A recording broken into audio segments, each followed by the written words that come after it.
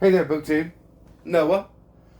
Everyone who reads it must converses the channel. Today is an author spotlight of an author that is the reason why I do author spotlights. I love Thomas Pynchon. I love Thomas Pynchon so much for the influence that it's had on my reading life, the reader that he made me become by experiencing his works. And I love Thomas Pynchon to see that there is writers out there is people out there that can do this kind of thing. You don't hear about popular or even you don't hear about great postmodern authors without the name Thomas Pynchon coming up. Has been an influence on everybody.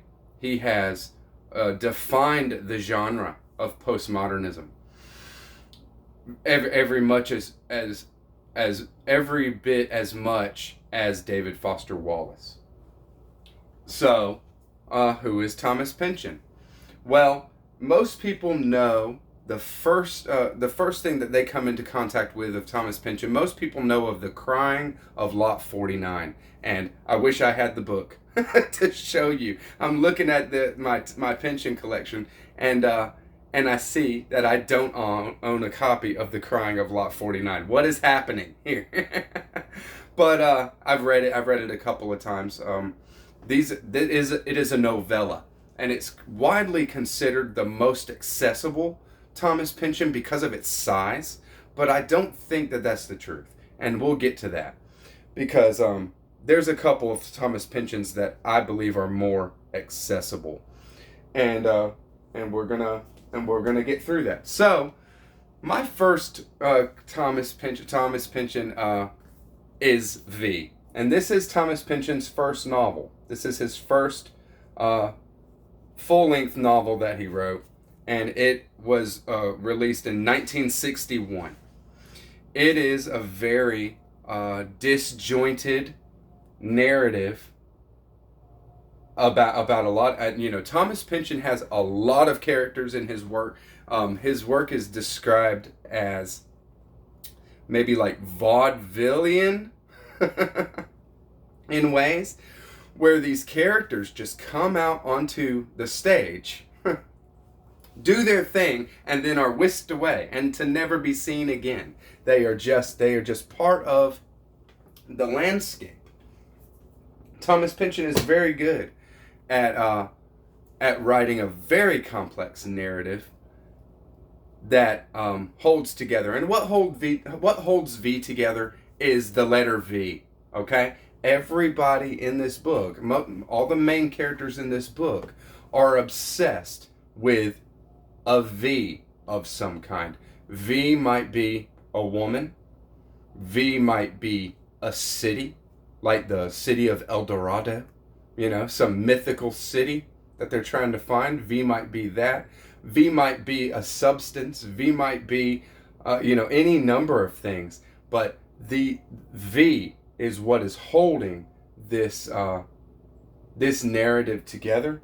And there are some very cool things. Thomas Pynchon is very funny.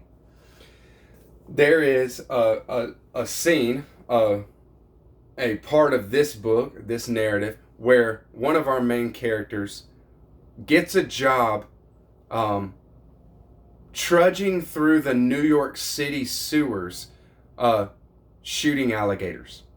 Apparently back in maybe the 50s, there was this kind of boom of baby pet alligators where, it was just kind of money making, and a hyped kind of thing where these alligators were little baby alligators were given to kids for Christmas and whatever. It's an easy pet, whatever. And what do? Well, most of them end up getting flushed down the toilet, right?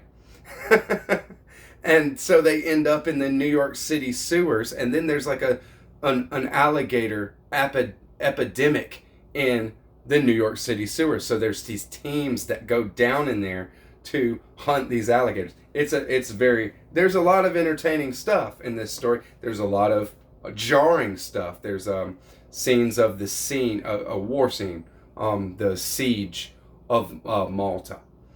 So definitely worth it. I'm not going to say too much more about it. This was my first Thomas Pynchon, and it was his first book, and it's definitely worth a read.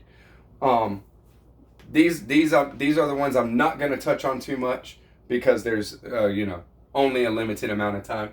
But just to go quickly, the two that I have not read yet is Against the Day and Mason and Dixon. And so Against the Day is on the TBR for the end of this year, beginning of next year. It's definitely going to happen January or February. And we're going to get through that. I hear it's amazing, and I need some more Pynchon in my life. Slow Learner is good. It's short stories that, some of the themes that are common in Pynchon's work is paranoia, conspiracy theory, entropy, highbrow, mystic, scientific ideas, very strange stuff, but also stuff that just like flexes your mind, where you're like, is this even real, or is he making this up? But it's so, it seems real. So pretty cool. Bleeding Edge is a period piece that is, and his latest work, I definitely recommend it. A number of booktubers, Todd the Librarian, Alan Bighard Books and Classics, and another, Lillian, not a creator, but a constant commenter. She actually, they all three did a read through of Bleeding Edge. Check out their videos if you like. Bleeding Edge is awesome.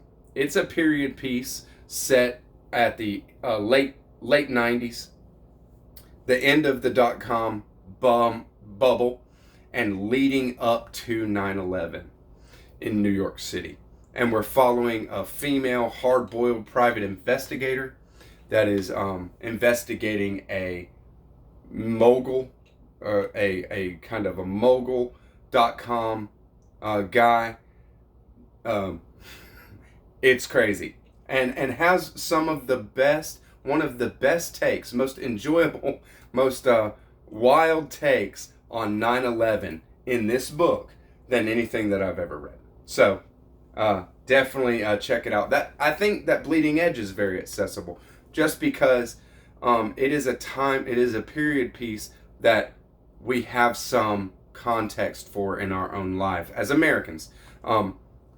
Definitely, I recommend Bleeding Edge. Gravity's Rainbow is Thomas Pynchon's masterwork.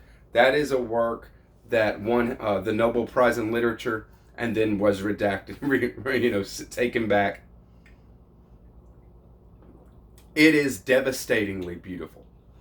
It is a period piece set during the Blitzkrieg of World War II, where Germany was going throughout Europe, just firebombing and going through cities and just leveling and overwhelming them quickly with military presence, and it's a wild ride. There is some definite, Pynchon is not afraid to gross out the reader either. Everything is on the table with Thomas Pynchon. Definitely recommend Gravity's Rainbow, but I do not recommend it as your first Thomas Pynchon. Gravity's Rainbow is not an easy read. It is a trudge. It's meant to be a trudge in some places. There's a lot going on in Gravity's Rainbow, a lot of narrative threads to follow and things like that. So, read at your own risk.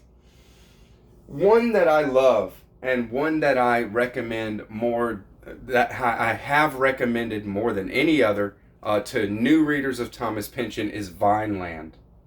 Vineland is a story of an aging hippie. We're like in the early 80s, I would say, in this book. Early 80s, late 70s, early 80s maybe.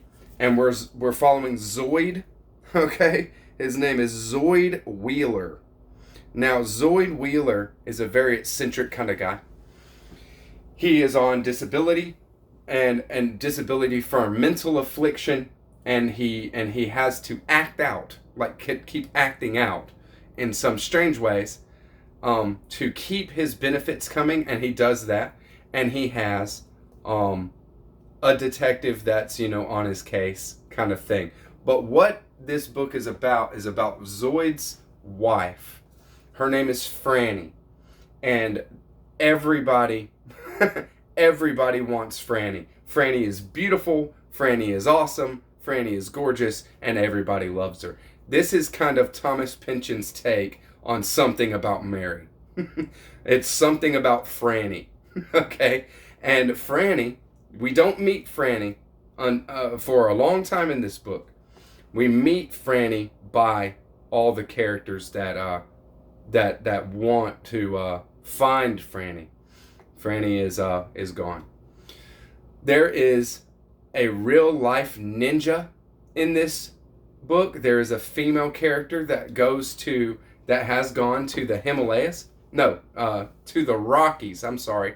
There is a ninja training ground is a transplant from the Himalayas over here to the Rocky Mountains, and is up there. She has gone there and gotten actual real life ninja training. She is a ninja. She is invisible. She goes where she wants to go, when she wants to go, and nobody knows when or where she's going to pop up next. She is a badass, complete badass. There is some very funny stuff in here. There is some very mystic kind of wild stuff in here, just like any other Pynchon. This book is very anticlimactic. There is a lot of anticlimax with Thomas Pynchon. There is also some very satisfying climaxes in a couple of his works. But I do want to let you know that anticlimactic is what we're going for here, in case you want to pick it up. And it's all about the journey, not where you get, but where you get. The story is very, very satisfying. I love Vineland. It's very cool, very, very cool. And so I'll leave that one there. And then my next, I want to say, is one of the most accessible. It is the book that had come out just before Bleeding Edge. This is, let's see if I can grab a year real quick. Yeah, this is 2009, and it is Inherent Vice. Inherent Vice is a wonderful book. It is the story of a private investigator. We're talking about the 60s here in Southern California. It is a period piece of the mid-60s in Southern California. A private investigator is approached with the disappearance of an ex-girlfriend of his. His ex-girlfriend, he's not concerned with her necessarily, whatever, they broke up, she's moved on with her life, kind of thing, but he loves her. I mean, she's a beautiful and amazing person, but they have parted ways. But then she is approached. Okay, no, he is approached at the beginning by the ex-girlfriend, saying that something is wrong. She's hiring him to look into a real estate guy named Mickey. All right, now Doc Sportello is our main character, and so look into Mickey. His wife and her lover. His wife and his wife's lover are planning, to take him out of the picture. They're going to get his life insurance, this kind of thing, whatever. She's concerned about it. Goes to Doc, says, you're the only one I can trust because because of their previous relationship and all that. And then he says, okay, well, I'll look into it, right? Then she disappears. Shasta is her name. Shasta disappears. Mickey disappears. Everybody's gone. He doesn't even know what he's looking for. But he's on the case because, it's totally weird, right?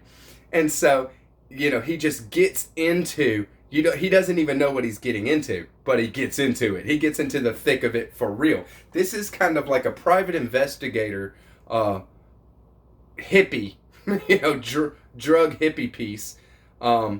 a private investigator story mixed with Fear and Loathing in Las Vegas. That's how I take it.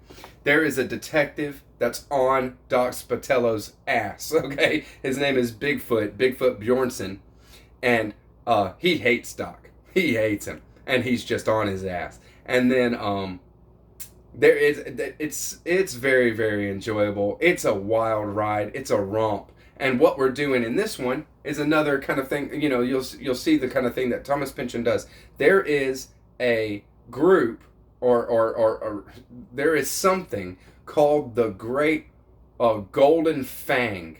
The Golden Fang is what it's called. Is it a group? Is it a building? Is it a boat? Is it what is this? And it's all these kind of things come up trying to figure out what the Golden Fang is. The Golden Fang seems to be behind a lot of what's going on in some kind of way. He doesn't know yet. And it is an amazing ride finding out what's going on here. We got crazy, over the top, effed up dentists. We got a lot of hippies, a lot of drug use. We got corrupt cops everywhere. We got corruption, paranoia, conspiracy all over. No shortage of sex with Thomas Pynchon. Okay, weird, crazy stuff. But why I say this one is so accessible? One, because it is. I mean, it's more accessible than some other Pynchons. Of course, big things like Gravity's Rainbow and you know, even V, way more accessible than V. But this was made into a movie not very long ago, maybe 5-6 years ago, by Paul Thomas Anderson, and he did a very good job with it. This is I mean, you know, it's not that thick, but Thomas Pynchon's prose is just deep. There's so much happening. There's so many different characters and stuff like that it's going to be very, very hard to translate this into a movie that's 2.5 hours long.